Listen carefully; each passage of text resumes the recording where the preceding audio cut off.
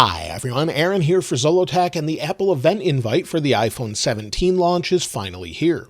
The invites are out, we know when the time is, and we also know some things that we could expect at the event, so we'll go over those in a moment.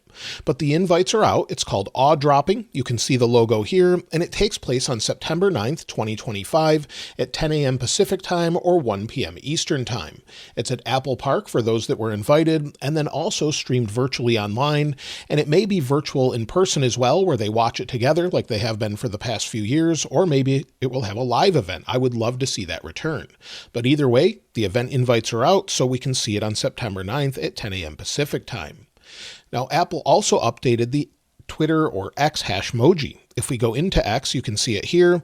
So if you type in hashtag Apple event, you'll get the Hashmoji that you can see there. And it's also live on apple.com. You'll be able to watch this online. You can see it here. Let me refresh the page. And you can see it's sort of an animated logo, and it tells you about the Apple event. So you can add it to your calendar. And also you'll be able to watch it on apple.com, typically on YouTube as well, and on Apple TV. So all of those are usually live at the same time. We can watch them all together while people at Apple Park are watching it as well. Now, the logo itself actually hints at a couple things. Liquid glass, which we expect, of course, with iOS 26, and also maybe the new iPhone colors with orange and blue. So the first thing we expect are new iPhone 17 models. Now, I've covered the iPhone 17 extensively in a video a couple weeks ago, so be sure to check that out if you want more detail. But basically, we expect a very familiar iPhone 17 as far as the base model goes.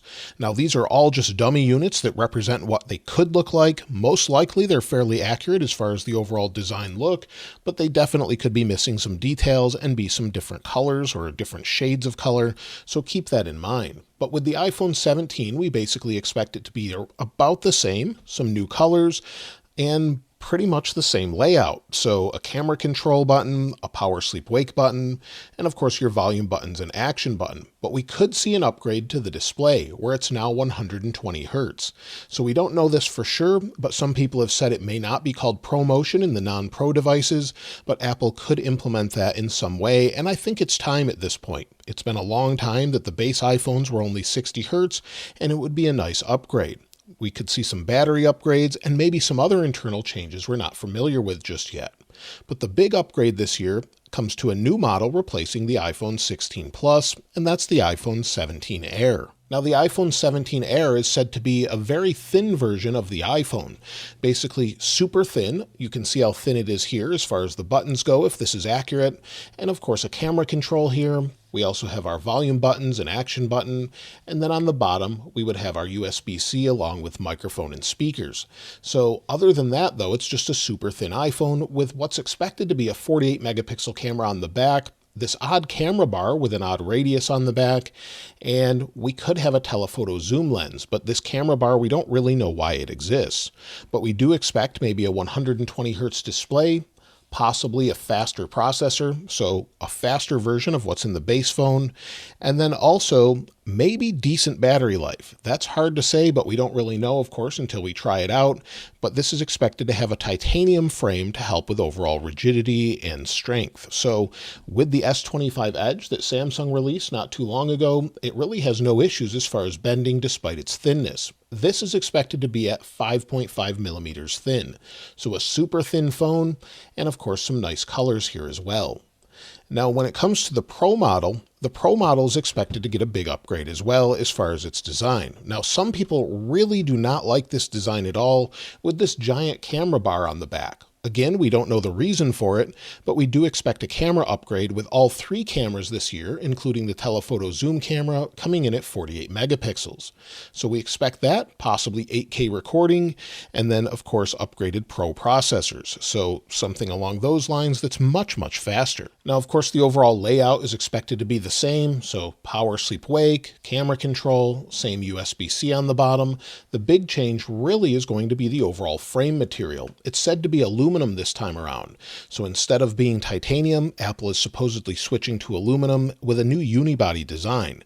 Some designs show that we could have sort of a cutout or unibody frame with a glass insert here for MagSafe, or something along those lines. We don't know that 100% until Apple shows it to us, but the overall design is expected to be similar to what we see here, but there could be some surprises.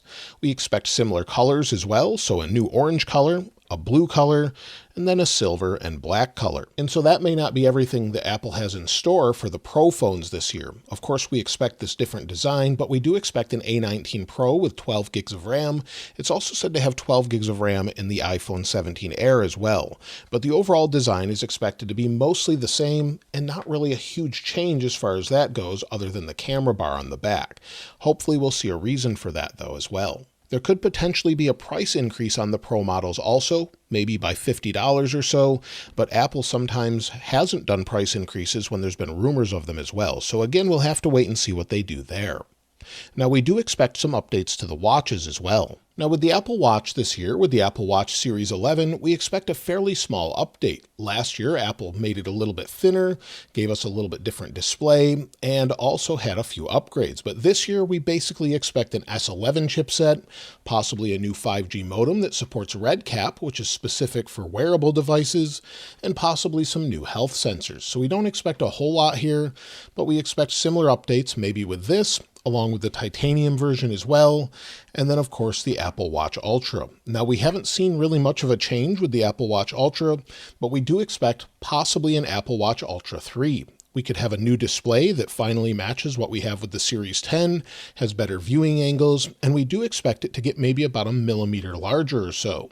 So we could have a slightly larger display with better viewing angles, a faster refresh rate, as well as a new processor, possibly some new sensors. Some people have hinted at blood pressure monitoring, but I don't know that we'll see that, as well as satellite connectivity. So we've seen this in third-party watches from other companies, but we haven't seen it on the Apple Watch Ultra yet, so we can expect that. We could also get a new SE3 watch, so that would have an updated chipset as well, a larger display or different options, and possibly a plastic case. We've heard about this for a while, and we could see that on the Apple Watch SE version. So again, we'll have to wait and see with that. It also seems like we could get AirPods Pro 3. We've had the AirPods Pro 2 for quite some time, and it looks like we could get an update that may have a new sensor in it that allows for possibly heart rate monitoring like we saw with the Powerbeats Pro 2, and maybe some additional features as well to go along with Apple Intelligence. But we don't know the exact specifications yet, but we could see them at this coming event. So that's something I'm looking forward to if they have any major upgrades, maybe better noise cancellation, better battery life. But again, the details aren't really there. We'll have to wait and see what Apple has for those. We could also see a new HomePod, as we've been basically having the HomePod Mini 2 for quite some time. We could see an update here as Apple gets ready to launch an Apple Home Hub. I don't think we expect that this time around. Maybe we'll have a new event in October. And we also don't expect iPads or Macs at this event. We could get a surprise there. Maybe we'll have some things like that, but basically we're expecting most of the things with just iPhone related and AirPods and Apple Watch. So hopefully we'll see those. But again, any of these things could change. Even the iPhones could change as well. Now, when it comes to the release date of iOS 26, well, now that we have the event date, we can expect iOS 26 probably will release on September 15th. Usually it's the Monday before the iPhone 17 launches. So based on that, I would expect it on the 15th or 16th. Now, if Apple has some additional issues, of course, they could push this out a little bit, but that's pretty typical of what they've done from year to year. So I would expect that. And as far as anything else, well, there's not much more to expect until the next event after that. So I think it will be a busy fall or autumn into the holiday season. And of course, I'll get my hands on all the iPhones, try them out, see what they're like, and see how they compare, and let you know whether or not you should pick one up. But I'd love to hear from you whether or not you plan on picking up an iPhone 17, 17 Air, 17 Pro, or 17 Pro Max. And let me know if maybe you want to wait until the next year, as it's said to have some major changes with maybe a folding phone and possibly even a year after that with a 20th anniversary iPhone. But again, let me know what you're looking most forward to this fall as far as the iPhones. Are you looking for a new iPad or just maybe iOS 26 or something else? I'd love to hear from you in the comments below. Of course, if you'd like to get your hands on this wallpaper, I'll link it in the description like I normally do. And if you haven't subscribed already, please subscribe. And if you enjoyed the video, please give it a like. As always, thanks for watching. This is Aaron. I'll see you next time.